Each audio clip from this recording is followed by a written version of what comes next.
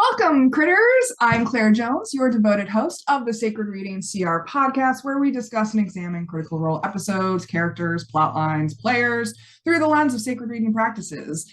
And this particular episode is about Campaign 1, Episode 11, Part 1.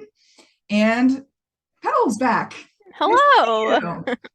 All right, so the icebreaker question for today is, if you could bring back any fashion trend, what would it be?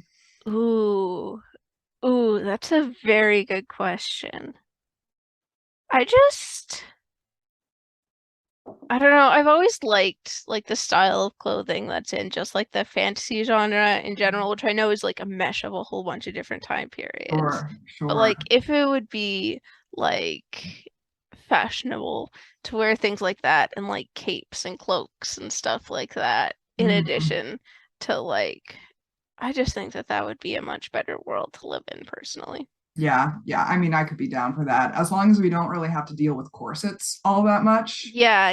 Like corset-free fantasy wear. Yeah, absolutely. I was thinking about this question, and I think I would go back to I think it's like the 1940s, 50s, 60s, where like housewives would have these they're not really pajamas, but they're not really dresses either. They're like a halfway in between. They're like house dresses, house robes, house coats. I forget what you call them. But you Yeah. basically just wear like a robe and pretend that you're wearing clothes. Like if I could just like wear robes all the time, I'd be really happy. Yeah. Yeah, absolutely. Especially if they're like silk and with all the feathers on them. Yeah. Yeah. I could get away with wearing those all day, life would be good. Absolutely. Because so many fashion trends have already come back around. Like I was thinking I like know. bell bottoms, I was thinking like high-waisted jeans, and I was like, those have already come back around. Yeah, I was thinking of like different like 80s fashions and like most of those are in style right now. Yeah. I've even been seeing younger generations nowadays calling like Y2K fashion, like early 2000s fashion is coming Oh, back wild. into like low-rise jeans and like the whole like baby fat pink velour sweatsuit kind of deal. And I'm like, this is really surreal. Yeah. Yeah. Thinking about that, yeah, that is strange to think about because that would be like the first fashion trend to come back that would be like within my living memory. And Yeah. it's just like, I mean, part of me loves that idea. Like I know that like the clothes in that era were like super wacky, but I loved it because like it seemed like people didn't really care too much about what other people thought about what they were wearing. They just wore what they thought was fun and what they Yeah. liked. And in like the world that we live in today, where everything, every single moment is almost like you have to be like presentable and like social media-fied and all of these Yeah. things. Like, I would just be nice to go back to that where like people wore things that they wanted to wear for fun and not to like try to put together like a social media image even when they're not on social media or posting Yeah. it on social media. Yeah. We're like talking pre-MySpace. Yeah. Oh yeah. Like the butterfly clips, like those are really coming back into Hmm. style. And I'm like, all right, I can get behind those, but I don't think I can get behind the low-rise jeans. No, my body was not built for low-rise No, jeans. no, They give me do not mom work for jeans. me. All right. Well, please join us as we embark on this exciting adventure in storytelling and story analysis and self-reflection in order to deepen our understanding of ourselves and the world around us. As always, we love hearing your own insights and comments and stories as well. So please like, subscribe, interact, and ready? All right, let's dive in.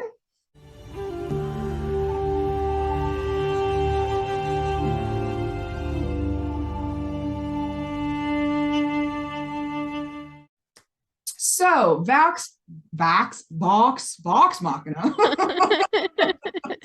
Vox Machina have just landed on an island in the middle of a lake in the Underdark that is home to a city of mind flayers who are currently under the control of an evil beholder named Kavarn, who is wielding the horn of Orcus.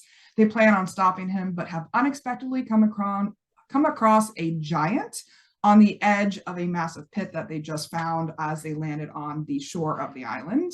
Scanlan, aka Sam in traffic, yells at them to not kill the giant. So Vex and Vax grab Scanlan and jump down into the pit to hide in the giant's fur bedding, which is a questionable move. And it is also very disgusting, causing Vax to fail his constitution roll and puke. And that draws the giant's attention, who jumps down into the pit with them. So Scanlan casts domination on him successfully.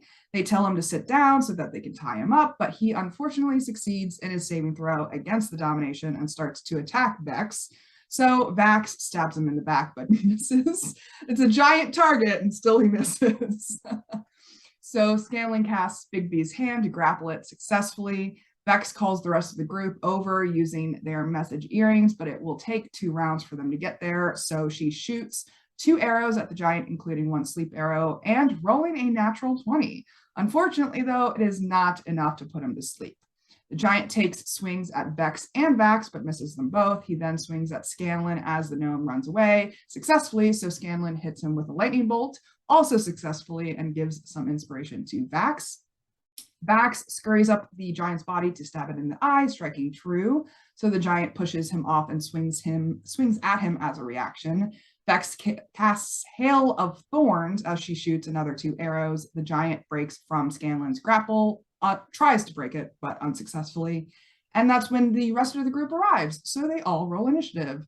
Tiberius starts by casting Watery Sphere, but it is not big enough to capture the giants. So Orion turns it around and pretends that he cast it on purpose to clean the giant up a bit.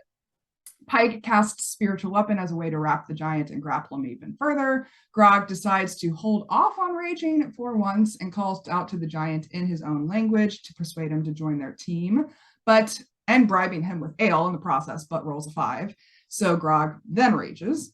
Vax goes stealth again, joins Scanlan down in the pit, and throws a dagger into the giant's face. Percy takes a shot at his kneecap, causing him to fall prone and tumbling forward over the edge of the pit, narrowly avoiding landing on Vax and Scanlan. Keyleth turns into a giant constrictor snake to wrap around the giant, but unfortunately does not succeed in grappling him. Vex shoots 2 more arrows at him using another sleep arrow and successfully makes him fall asleep this time. They proceed to panic whisper plan about what to do with him, because they want to use him in their assault on the temple where K'varn is waiting for them. And Keyleth does have a control spell called Gaius that lasts for 30 days, but she can't access it until she sleeps, so they just need to keep him under control until she can cast the spell. The giant wakes up, but Clarota casts sleep on him once again while they chain him up. He wakes up again. Clarota casts sleep again, while Grog lays a fancy robe over the giant's eyes. Keyleth realizes that she can actually cast the spell using ritual casting, which takes much longer, but fortunately he stays asleep for the duration. The spell takes and he awakes, starting to talk to the group in Undercommon, which Vex and Pike fortunately speak. So Vex translates for Keyleth, who gives him orders to join them in their fight against K'varn. He seems to be in agreement, generally, so they unchain him, and Keyleth brokenly communicates to him, with the help of Pike, their plans to attack after they get a chance to sleep. They all start to introduce themselves to the giant with varying levels of success. Vax and Percy do some casual looting around the pit and find a gold and bronze javelin of lightning, which Vax gives to Grog. The group discusses the giant's disposition and strengths and whether they should sleep near it or not while they rest, so they decide to do watch shifts overnight. They start discussing how they are going to approach the temple, and Tiberius adamantly argues that he will not be stepping foot in K'varn's lair until they can find a way to draw him outside of it. He proposes a plan where someone else gets into the temple through piping or ventilation systems, perhaps, to smoke K'varn out. So Vex proposes a plan to set a distraction in the city and fly over the top of the temple to break the apparatus that is holding the Elder Brain captive to release the Mind Flayers so that they fight against K'varn with them.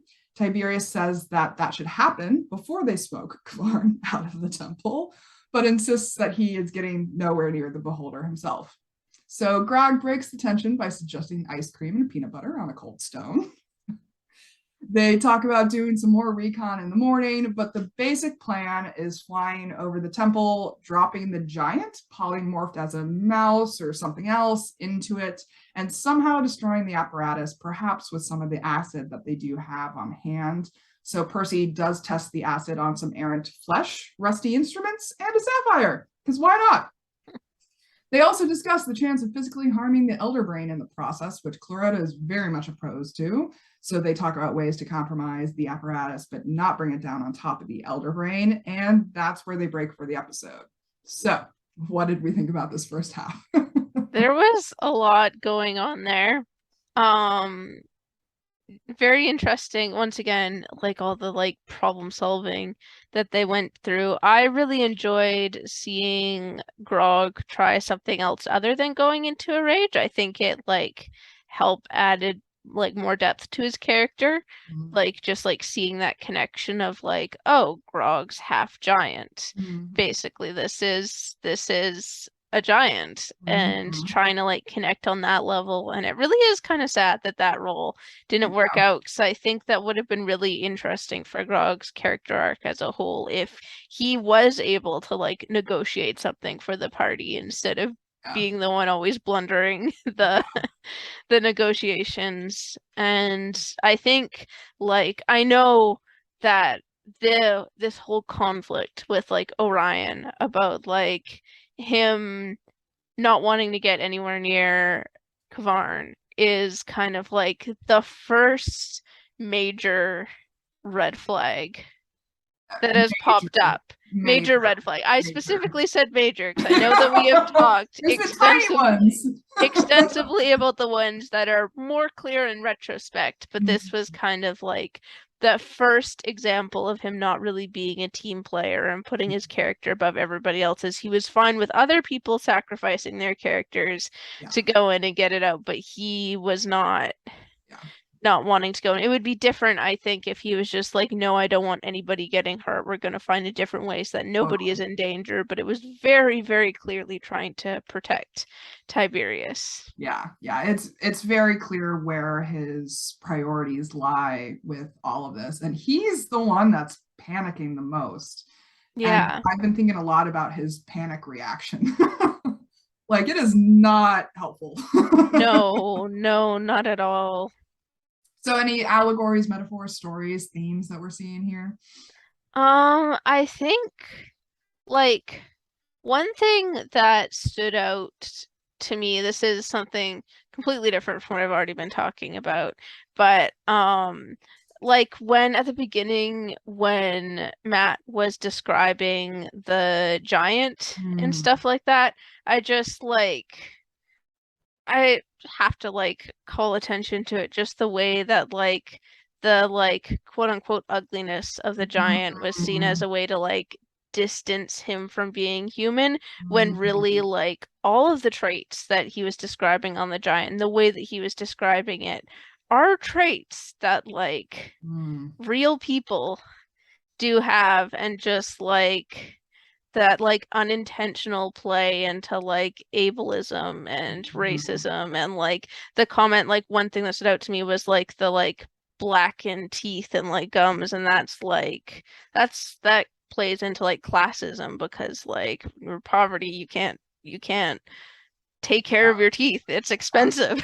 So it's just like that was just something that like stood out to me as just like, I know it's a common trope. Like that's what he was describing was not anything new to how the fantasy genre describes things like giants or like orcs or anything of that, ogres especially too.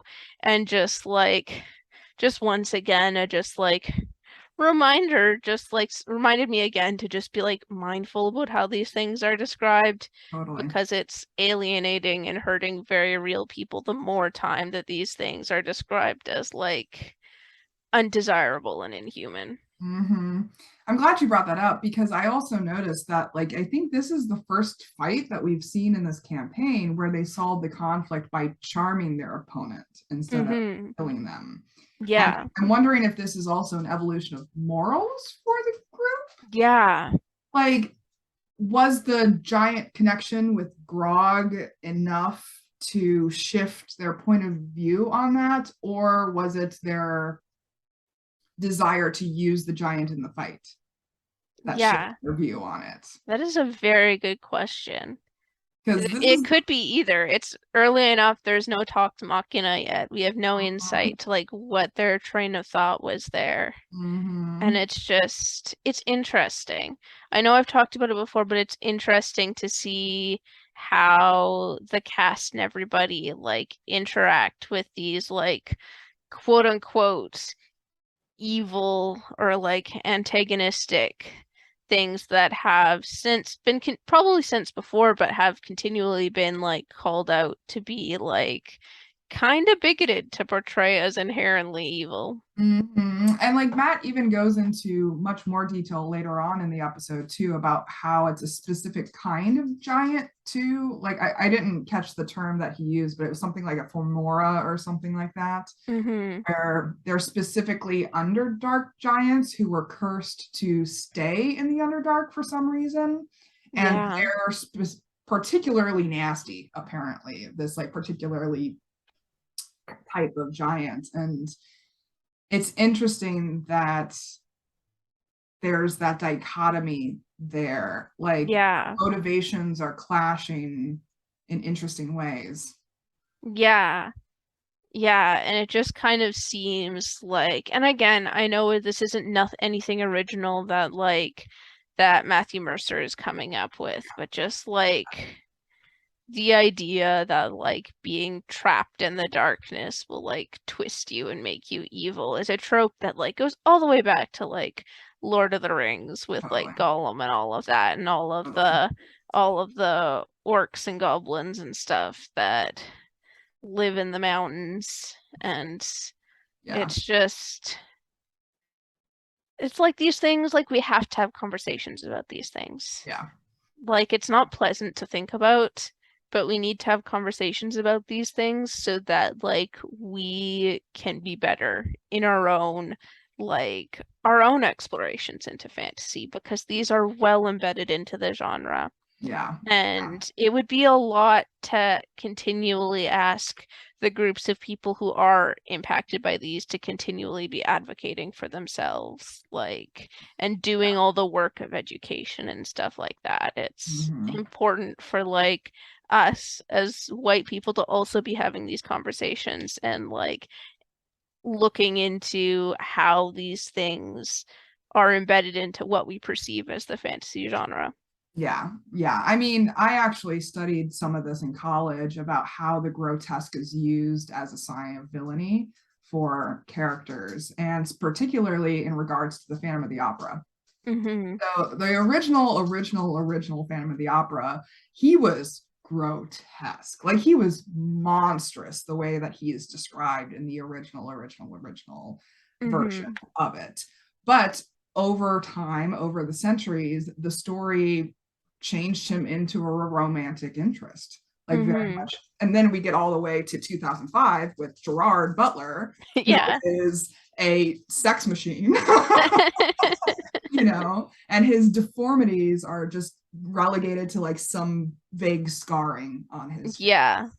And it's really interesting that evolution of villainy in the form of physical grotesqueness. Yeah. Yeah, but there's also things that challenge have been challenging that like just like the way you're thinking about like the Hunchback of Notre Dame Totally, as a good way of like challenging that totally. of the idea of the grotesque as evil and Mm-hmm. stuff like that. So we do have like the counterpoint for that, but unfortunately the idea of the grotesque as evil is like far more embedded than the idea of them not being. And like again, I just like think it's ableist. Yeah, It's it is. like yeah. Yeah. I mean, I'm even thinking about Disney movies like Beauty and the Beast, where we Oh have yeah. Gaston, who is very much a physical ideal of manliness. Yeah. I mean, there's even a song about it. Come on. Oh yeah. Oh yeah. But then we have his little sidekick, and I forget his name, but he's literally grotesque. I mean, he's Hmm. small. He's got exaggerated features. He's got Mm-hmm.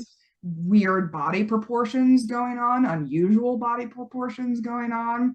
And it's really interesting to see that dichotomy too of evilness, because Yeah. Gaston is handsome evil, whereas his sidekick is grotesque evil. And I think there's just more evidence of that in Yeah. modern day fairy tale retellings.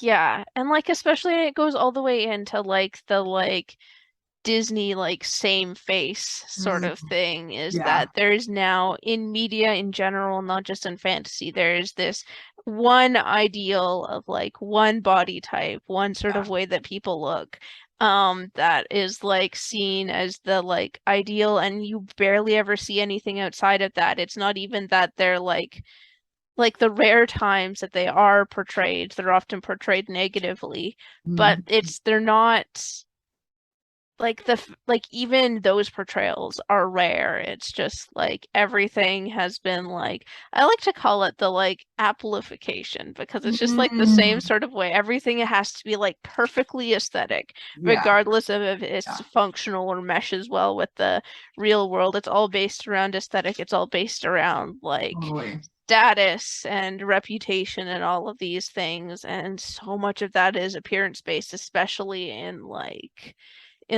with social media being such a big thing, especially with one of the major social media things being TikTok. Yeah, And it just loops into everything. yeah, Like yeah. I mean, really. I listened to a talk by a guy named Kawasaki is his name. And he said this phrase that I've just been like thinking about ever since. And it's Apple is not a technology brand, it's a lifestyle brand. Hmm. Oh It's an yeah. aesthetic. They don't care about the technology aspect. They care about the brand image, the aesthetic of the brand. Exactly. I've heard so many stories about how like dysfunctional Apple products actually are, especially after the first year or two of owning Yeah. them. And yet people keep buying them because they've got like really good like PR and Yeah. like Yeah. they've Pretty built much this marketing reputation. campaigns. And it's like, and like just the debate over the past like decade or so of like which is better, Apple or Android, and like that turning that into like almost a like personality trait. Like that's good advertising that they did there. Not like good as in benevolent, but like good as in effective. Effective. Yeah. Right. So I also wanted to touch on Grog because you talked about him earlier. And Hmm. I think in this part of the episode, we see him being emotionally intelligent. Yeah. Like this is the not the first time that he has broken the tension with humor, with Yeah. like seeing what's going on in the group and intentionally, I mean, part of this is Travis, of course, but Hmm. I think there's a lot of Grog in that as well. And I looked up his stats when I was making these notes, and his wisdom is 10 and his charisma is 13. And so while he might not be the smartest with an intelligence of 6, I think that baseline wisdom, because wisdom at 10 is basically just baseline. So Yeah. maybe he has that baseline emotional awareness to gauge the group and fill in where he needs to when he Yeah. sees the need. Yeah, and I think Travis is really clever in the way of doing that because he doesn't do that in a way that's like jarring for Grog. Mm-hmm. Like Grog genuinely cares for his friends and like all of these things and isn't just like a violence machine. He's Mm-hmm. like there are these moments, but it's often done in a way of like slight obliviousness, but like coming from a place of like genuine care. And Mm-hmm. like Travis inserts these sort of like nuggets of wisdom into those moments and Yeah. often like coded by humor and stuff like that. But Yeah. it really just speaks to like how well Grog is played Mhm. and like making him multifaceted in that way. Because it would have been so easy to just make him like a joke character who was dumb and didn't understand anything Yeah. and like just like to hit things and rip things apart. Yeah. And they didn't do that. Travis didn't do that. Travis added that level of depth and like personality and like yes, he is kind of stupid and yes, he does like to rip things apart, but that is not all he is. He Yeah. still has a brain in there and emotions and all of these things, and they Totally. shine out in Grog's own way. Totally. Yeah. So what kind of personal experiences are coming to mind for us? Yeah, well, I think just like in talking about like this norm of appearances and stuff like Mhm. that, like I am like definitely like a plus size person and stuff Mhm. like that. And it's disheartening Mhm. living as a bigger person in a like world where everything tells you that like You're you not should supposed be to be. skinny and you're not supposed to be, that you like basically shouldn't exist because Yeah. you're not shown in media at all. Yeah. And like it's really hard. I've done a lot of work to combat it because I know that it's all societal and I know that it's Totally. all like marketing in the dieting industry and all of these Capitalism. things and like appealism, yeah. And it's just like, but like even knowing that and even going into that, like sometimes it's hard to like see myself as like attractive or see myself as like valued or see like my body as fitting into society, and it's like a constant mental fight to get myself to like stay in that perspective and see the like Mhm. societal impact of that. So I'm just thinking of that like with what we talked about with like the giant and everything and the grotesque and everything like that. And in Mhm. a lot of ways, like people who are like fat are seen as grotesque in media. Like oftentimes they're like depicted as like constantly eating and like really, really lazy when it's not that way at all. It's just like genetics. And in my case, like my antidepressants have a chance to play into that. And like, you know what? I would rather be fat than like be depressed. I'm in a much better place mentally I mean, than I even was birth before I control went on can it. do that to you. Whether Yeah. it's like there's all kinds of causes and factors to consider when you're thinking about Yeah. someone's weight, and it is a very limited view. Yeah, it's a very limited view to inherently view like being fat as being unhealthy Mhm. and like all of these things, and to just I just really I long for the day that there is more diversity in body types in Mhm. media. Yeah. Yeah, when I'm thinking about my personal experiences, I am reminded of the types of friends that I've made over the years that other people would have shied away from for some reason or another. And one friend that comes to mind in particular is this guy that I was friends with in high school. And he was a very tall, big guy, like towering over everyone else. He was on the rugby team. Like he was a big guy, and he kind of intimidated a lot of people. I mean, he was more or less overweight as well, but he was a sweetheart. He was a teddy bear. He's like one of those big guys that is just like the sweetest guy on the planet. But he was also into metal. He was into screamo. He was part of a screamo band for a while, and so he would show up to some school events wearing hockey masks and like stuff like that, just because that's the aesthetic of that culture. Hmm. And I always gave him a hug. I was always very nice to him. Me and him were really good friends. And my mom was at one of these school events one time, and she saw him in his hockey mask, and she was like, she was like, "Who is that? Why are you talking to?" And I was like, "He's completely chill, mom. Like, there's no reason to be afraid of him at all." But Hmm. people have those knee-jerk reactions of the Yeah. appearances that I just think are so fascinating sometimes. And it was just really interesting to see how different people reacted to the people that I socialized with for Hmm. one reason or another, whether it was the screamo metal group or whether it was the gay band camp kid group or whether it was, whatever group you want to choose, like Mm-hmm.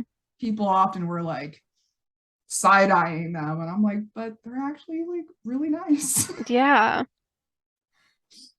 And it's just the importance of character at the end of the day, more so than physical appearance, I think. Absolutely. And it's so easy to forget that where everything is like put into like bite-sized social media Instagrammable pieces. Like that's Totally. just the reality of the world that we live in. So much of it is like influenced by social media, so much so that it like social media should really only be like a small fraction of our day. It's like Should and be. like a small fraction of like how we like display ourselves. But yet it's like become this norm because it's hard to see and hard to remember that like those snapshots that you see, they're snapshots Yeah. with like filters on them and like with things all done up in a way to like make it seem like desirable and make it seem like you're having a good time and living your best life and all of these things. But there's so much that goes on like behind the scenes. Like that's a single moment that's captured on camera or moments if it's a video or TikTok or something like that. Yeah. Like you don't see what's beyond that. And I think our world would be much better if we stopped trying to be like Instagrammable or TikTokable and just like Well, just lived as ourselves, you know? yeah, I've even heard in other countries, I'm trying to remember whether it's the UK or like France or somewhere, where they made it a law that you have to put that you're using a filter to showcase that this is not the real image of your face Mm-hmm. on social media. So there has to be some type of, I don't know how exactly they do it, but there's some type of mechanism where you're like, I am using a filter in this post. And it's kind of like a PSA, which I think Yeah, is cool. that seems like a good idea. Like, and I especially think, like, I work with youth, I work with kids. It is heartbreaking. Like, the summer camp I worked at, it was heartbreaking seeing some, like, 10-year-old girls feel like Yeah. they had to like act or look a certain way. They're 10. Yeah. All they should be worried about is being like acting like kids and playing and like school and all those things. They shouldn't be worried about like whether or not they need to go on a diet or I mean, anything at like that. 32, I feel the same way. Yeah, Like, there's better absolutely. things for me to be worrying about than how I look. It's the same for everyone, but like especially just sad to see like 10-year-olds, those are kids.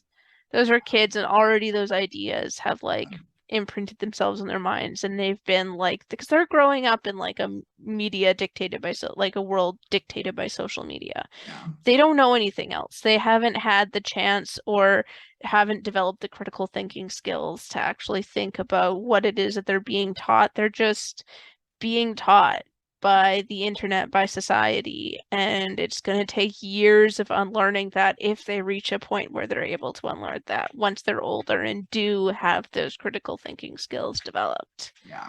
Yeah. So, what are we being called to do as a result?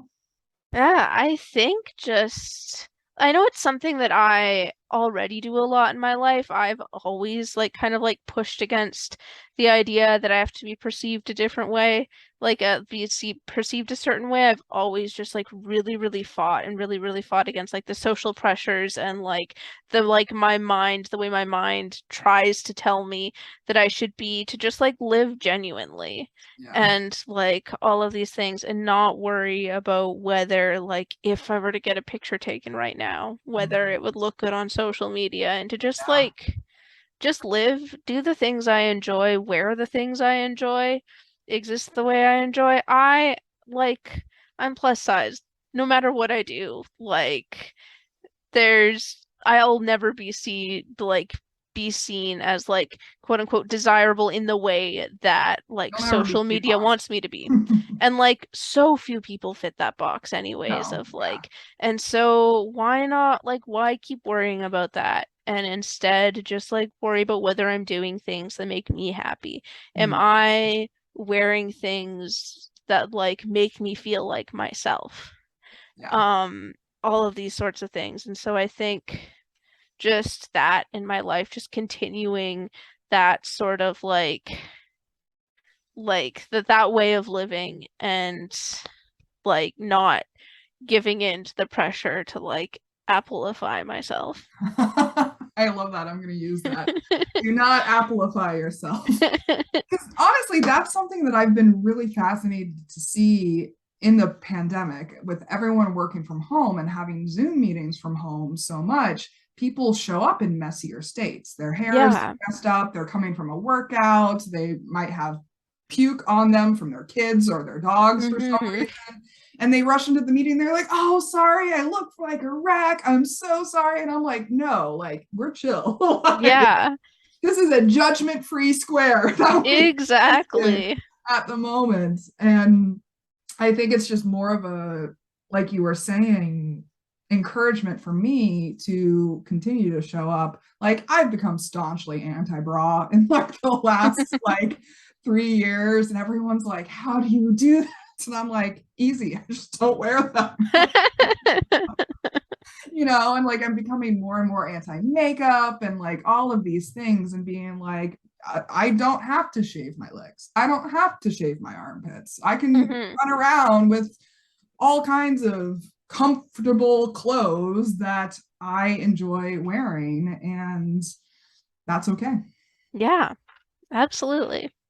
And I also act many times as an inspiration for other people. Like I've actually had Hmm. women come up to me in public and be like, are you not wearing a bra? And I'm like, yes, I'm not. And they're like, you're so brave. Yeah. Yeah, and I think that's like a thing too of just like the more that we sort of like point out the way that society is trying to get us to live and like fight against that Mm-hmm. in like the ways that it's unhealthy, like it makes it easier for other people to do it Totally. as well. Like it's hard to be a single voice Yeah. standing up against everything that is like corporations and everything that are running, trying to decide how we should live so they can sell things to us. Yeah. But like the more people are fighting against it and that are like living genuinely as themselves, the like easier it is for people. Mm-hmm. Mm-hmm. Yeah. Well, anything you want to add before you wrap up?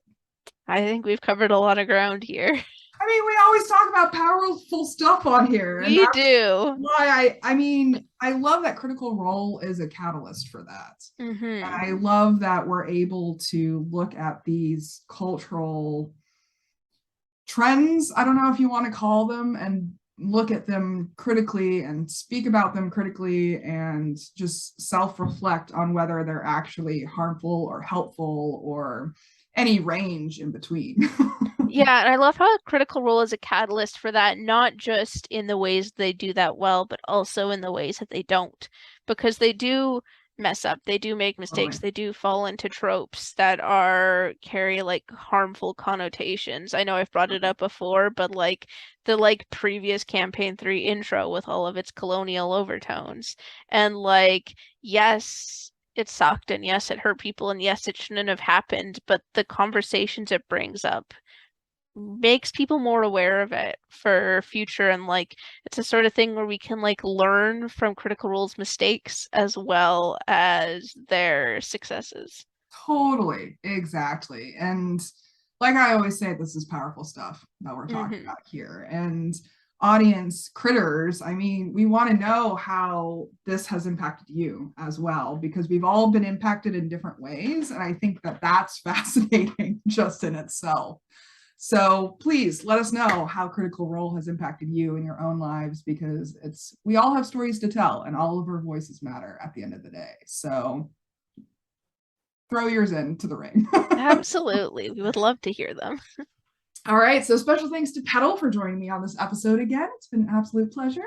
Yeah, thanks for having me. I am looking forward to talking about the second half of this episode. It's going to be a big one. It's gonna be a doozy. That's why I was like, I'm gonna like avoid talking about Orion and Tiberius Yeah, I'm like, too I will much. mention it just to call attention to that, but we should leave that whole conversation to Because that is next a whole episode. can of worms. A whole A whole can of worms. I feel like it's going to take up a lot of time next yeah, time. yeah. We're already over time on this one, Oh, but yeah. yeah, we'll have a lot to talk about for next time. So please join us as we discuss Campaign 1, Episode 11, Part 2. I believe that's the right one. And Yes. joining me today, joining me then is going to be Petall again. I'm super excited to get into it. And as always, I'm looking for more co-hosts and guests. So if you're interested in coming on this podcast, reach out to me. I'll send you the sign-up form. And in the meantime, please comment, like, subscribe below. Follow us on Tumblr at Tumblr, not Tumblr. It's like Friday evening, so like my brain's starting to melt. Oh, yeah. Oh, yeah. At Sacred Reading CR on Tumblr for all the juicy updates. And until next time, may all beings be peaceful, may all beings be free, and always, always, always remember to love each other. Take care, guys.